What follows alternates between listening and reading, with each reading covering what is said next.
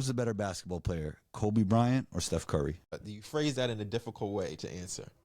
Who has the better career? What are we talking about? NBA? We talking about 3-on-3? We talking about 1-on-1? Because you just said basketball, so you're not gonna get me and get everybody mad at me. You got to be specific here.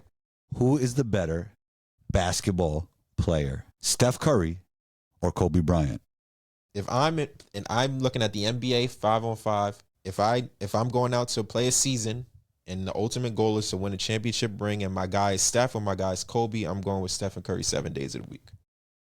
Oh, that's who I'm rolling with. You want to know why? Who is the easier player to build around? It's much easier to build around a point guard who could shoot the lights out the gym, catches fire like no other, and is willing to sacrifice and do whatever it takes to win. Kobe will do whatever it takes to win as well, but I don't know about Kobe's ability to sacrifice. He's done it at times. He's passed the ball to Ron Artest to hit the big shot. He had to sacrifice for Shaq, but in his heart, does he want to do that? I don't think so. And I think I would rather win with Steph's play style rather than Kobe's. I think it's harder to win with Kobe's play style, and it's easier to win with Steph's play style. So in terms of if I'm building a team to win, I'm going to pick Steph over Kobe Bryant. And I love Kobe Bryant. Respect to the late great. Even though Kobe has more championships, he did it with Shaq, but he also did it without Shaq. And on top of that, clearly the better two-way player. There's no question. Yeah. No question about it. He is when you talk about defense, Kobe Bryant is heads and shoulders above Steph when it comes to defense and when it comes to athleticism. But there's a lot more to the game of basketball than those all defensive teams. Well, and he was great at all of it. Kobe Bryant is an amazing player. One of the 10 best players of all time. Who's the better passer? It's pretty close. That's not close. It's pretty close. It's not close. Steph is a better passer. Who's the better ball handler? Both great. Who's better though? Because Kobe, like we compare. Let me.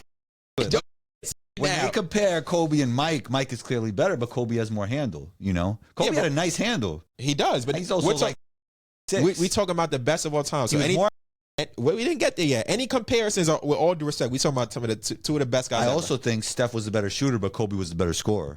How so? Look at how difficult it is for Kobe Bryant to score. Jeff Teague has talked about this. Pump fake. Just because you score more effortlessly doesn't mean you're a better scorer. Well, that's one of the reasons. Pump fake, pivot, reverse pivot, head fake, up under, draw foul. Steph, run off, pin down, shoot. Steph, one dribble pull up. It's a lot better to look at, and I think it's a lot better than it goes into winning the offensive play style. When you look at the efficiency, who's a better shooter from the mid-range? Who's a better shooter from three? Who's a better... When I talk about finishing in the paint, people Kobe can dunk and jump high. Yeah, well, that's not what I'm talking about. Who finishes at a higher percentage within that under the rim? Steph does. He's one of the best, probably the second best finisher of all time. I think Kyrie Irving is better than him. You know, but... And Mike, but I think when it comes down to that effectiveness and that efficiency, you know, it's Steph Curry. Curry, and Steph's never shot his team out of a series. Kobe shot himself out of that series with Detroit. Yeah, that's a fact. So you know, it's no disrespect. I think I always got to be, you know, people love Kobe Bryant so much, so it's hard to, you know. Some people love Steph Curry so much. They do, but I got to tell the truth. Yeah, this is how I see it. I grew up on the Lakers. Those Lakers teams in the 2000 to 04, I grew up watching those teams. Those Blazers series, those Kings series, those are some of my earliest memories of basketball. Yeah. When you hear some of the complaints about the modern NBA, you hear people say there's no defense, they're shooting too many threes. Mm-hmm. When you go into any gym in the country and there's a youth basketball team there, those kids will go in the gym, jack up a whole bunch of threes. Do you think Steph Curry's influence on the game has been a good one? So there's a good shot for Steph Curry. There's a good shot for Trae Young. There's a good shot for Steve Nash. There's a good shot for Klay Thompson.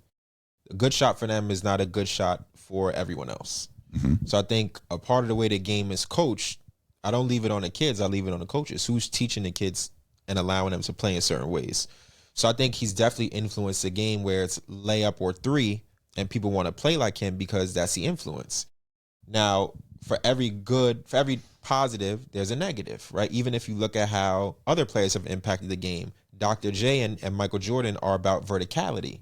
So what does that athleticism and verticality mean to the people who are more athletically challenged like myself?